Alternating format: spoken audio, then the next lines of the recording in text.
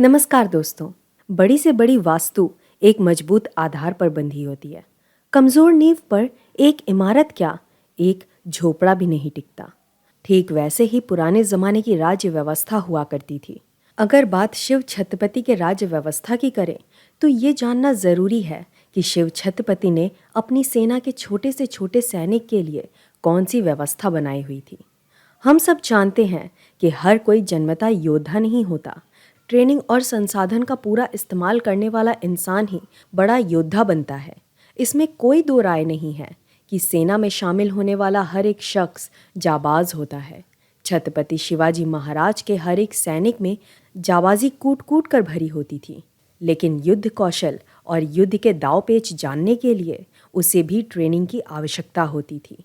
ये बात शिव छत्रपति अच्छी तरह से जानते थे, इसलिए उन्होंने नवयुवक के लिए 3 महीनों की स्पेशल ट्रेनिंग का बंदोबस्त करके रखा था। इस तरह की जानकारी को खोज निकालने में समय और धन दोनों की ज़रूरत होती है। इस काम के लिए हमारे चैनल द हिस्ट्री टीवी हमेशा से ही समर्पित है। इस लगन को देखते हुए आप हमें सब्सक्राइब करेंगे, बस इतनी सी ख्वाहिश हम रखते हैं। इससे हमारा चैनल फलने फूलने लगेगा और भविष्य में भी हम इस प्रकार के वीडियो बनाते रहेंगे। उस दौर में बड़े बड़े विद्यालय नहीं होते थे, इसलिए नवयुवकों की ट्रेनिंग खेतों में होती थी। दास विश्राम धाम नामक एक पौराणिक ग्रंथ में लिखा है कि नवयुवकों के बाहों पर भगवान हनुमान का प्रतीक चिन्ह बांधकर प्रशिक्षण दिया जाता था। उस दौर में सबसे पहले मुख्यतः घोड़े पर बैठना और घुड़दौड़ सिखाया जाता था। अश्वदल या पैदल सेना के किसी भी सैनिक के लिए घुड़दौड़ अनिवार्य होता था। आपको ये भी बता दूं कि घर की महिलाओं को भी घुड़दौड़ अनिवार्य होता था। घुड़दौड़ के बाद दावपेच और युद्ध में सामने वाले की जान लेने के बजाय खुद को कैसे बचाएं, इसका भी प्रशिक्षण दिया जाता था।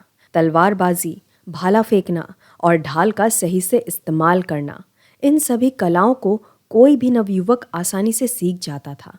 अब यहाँ असली परीक्षा तब आती थी जब नवयुवकों को मराठों की असली तलवार दी जाती थी। यहाँ असली तलवार से ये मतलब है कि मराठे मुख्यतः लंबी और 2 धारी वाली तलवार का इस्तेमाल करते थे। इन तलवारों की ब्लेड शिव छत्रपति ने यूरोप से मंगवाई थी और तलवार की पकड़, जिसे मराठी में मुठ बोलते हैं, उसका उत्पादन मराठे खुद करते थे। इन तलवारों की खासियत ये थी कि दिखने में मोटी और लंबी होने के बावजूद वजन से हल्की होने के चलते सैनिकों को ज़्यादा कष्ट उठाने की ज़रूरत नहीं पड़ती थी। और तो और खुद छत्रपति शिवाजी महाराज भी इसी तलवार का इस्तेमाल करते थे। आपको ये भी बता दूं कि महाराज की विश्व प्रसिद्ध भवानी तलवार भी विदेश से आई हुई थी।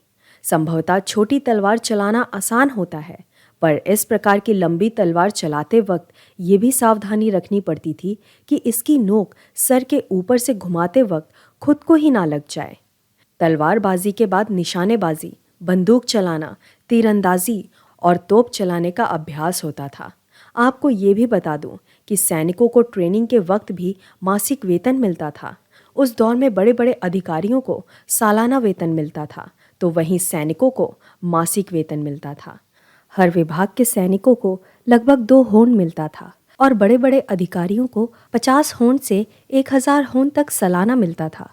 इस विषय पर हम अलग से वीडियो बनाएंगे, जिसमें जानेंगे कि शिव छत्रपति की सेना व्यवस्था कैसी थी और किसे कितना पगार मिलता था। फिलहाल ये जानना भी ज़रूरी है कि होंड असलियत में सोने का एक सिक्का हुआ करता था। एक असली होंड का मूल्य आज के हिसाब से 18,000 बनता है, तो इस हिसाब से उस समय एक आम सैनिक को 36,000 रुपये प्रति महीना मिलता था।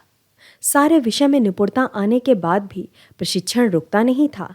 शिव छत्रपति इस बात का ध्यान देते थे कि उनकी सेना में छपरी लोग नहीं होने चाहिए। जहाँ जहाँ कैंप लगते थे वहाँ स्त्री गमन करना अपराध समझा जाता था। कैंप में गॉसिप करना भी अपराध माना जाता था और अगर किसी अपराधी को सज़ा नहीं मिली तो इस बात को भी अपराध समझा जाता था। समान दंड का ना होना सैनिकों के मन में असंतोष पैदा करेगा। इस पर शिव छत्रपति ने बारीक नज़र रखी। महाराज के जासूस भेष बदलकर छावनियों में घूमते रहते थे। आपको जानकर हैरानी होगी कि महाराज ने छावनी में मदपान पर बंदी लगाई हुई थी।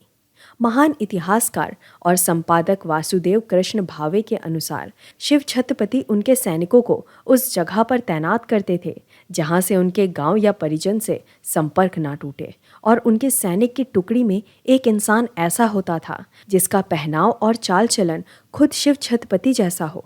उस इंसान को ज़रूरत से ज़्यादा वेतन इसलिए दिया जाता था क्योंकि वो अपनी अपनी छावनी में शिव छत्रपति के कानून कठोर तरीके से लागू कर सके।